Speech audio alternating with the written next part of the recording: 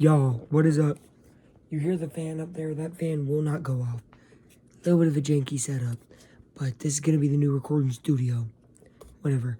It's a good place where I record some videos here and there. New era on the channel. Last era in between when I was at my friend's house, right? Ton of accomplishments. Third most viewed regular video. I introduced y'all to my shorts. They did amazing. A lot of great things. And I think that we can get even bigger and better here, because I got a lot of big plans. Coming up on Saturday, I will be going to Colts training camp. I will be having my phone out, hoping to get a quick reel. I'm going to say quote of the day to certain players, Conor Granson, some other dudes that maybe I feel like would give me quote of the day. You know what I mean? Just for my channel page, like see how that would be. I think that'd be awesome. Wouldn't only get views, but it'd just be cool to see what they say.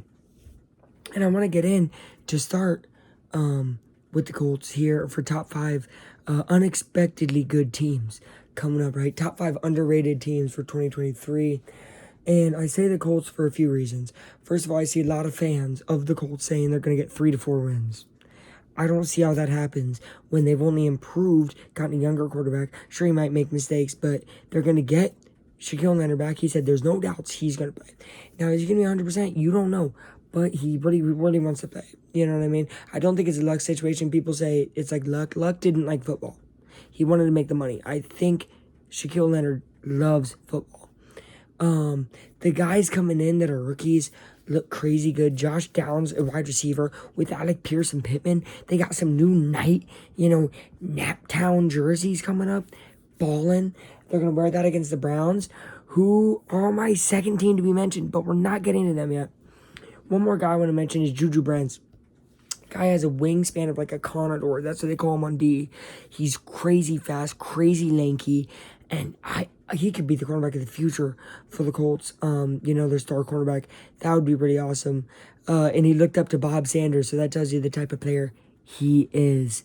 As well, by the way, on the offensive side of the ball, Jonathan Taylor, they got to pay the man. And he's going to prove it this year. I think he's going to have another fantastic year like he did 2 years ago, because they're actually going to feed him the rock and they're actually going to play him well. Miles Sanders had a great year when Shane Steichen was being offensive coordinator and they had Hurts. So I think Richardson and Jonathan Taylor is going to be such a cool dynamic on offense. Over to the Browns, I don't have much to talk about on offense other than Nick Chubb and David Njoku. I think David Bell could be a threat at wide receiver, but when I'm really looking at that team, I'm looking at Myles Garrett. They're adding Zadarius Smith, amazing pickup. Denzel Ward is said, I've heard by like 3 different receivers, say Denzel Ward's the hardest matchup I've gone against. He hits you at the line, and he keeps hitting you, and he plays so physical at the cornerback position. He's very fun to watch. I'm telling you right now, watch him, and when you watch him, he's a top 5 cornerback. But a lot of people think he's a top 10. He's that freaking good. Denzel Ward, wow. That's really about the defense on that, and it is a lot for the Colts too. I didn't even mention Kwity Paye, Dio Adangbo is going to be freaking crazy, Grover Stewart, and then of course DeForest Buckner. I mean, my goodness, that offensive line is stacked. Very, very, oh, and the guy I forgot, Zaire Franklin, who set the franchise record for most tackles in a season, killer, and EJ Speed is going to pop up onto the map too, because he was sitting in that, special teams unit, just like Zaire was. Bam. So the Browns and Colts are my first 2 teams. Number 3, and I hate to say this, is the Patriots. I see a lot of people sleeping on them, saying last in the division because the Jets are there. And I'll be honest, Jets aren't going to be in this list, and they might be in my overrated list. I hate to say it. I love the Jets, but they have. I think Rodgers actually pulls them back instead of pushes them forward a little bit, because he's slow. This could age like milk. I don't care.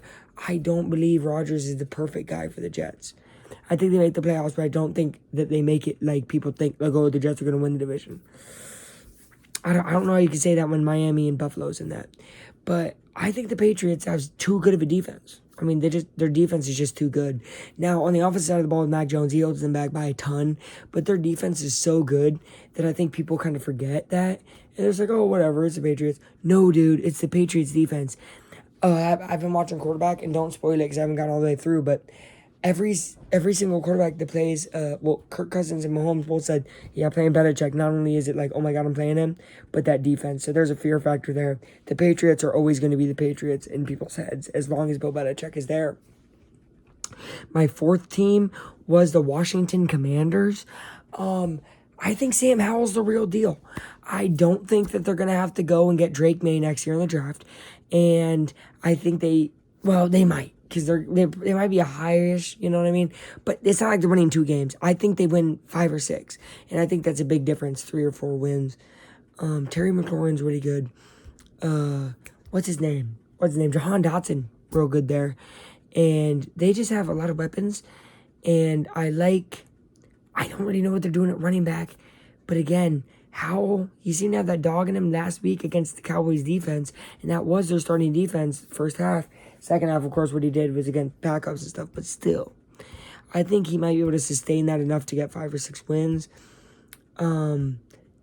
They could be even better somehow and sneak in the playoffs. You never know. Washington's a team to look out for. Very underrated. And then, of course, on the defensive side of the ball, that D-line has been good since Chase Young came in the league. It's been stellar every year. I can't even name another dude than Chase Young. Makes me a casual of the Commanders. But I used to have a Commanders fan in my class, and he would always talk about it. And it's like, dude, that D-line is crazy. So I think if they get, like, cornerback depth and safety depth, which I think they did in the draft, I heard, they're going to be 6, 7, 5, 6, 7 wins. Not a little span.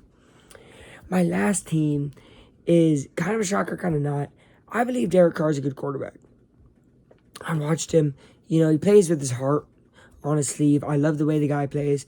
And I think he's getting underrated all of a sudden. He was overrated, in my opinion, for a while. And I was like, okay.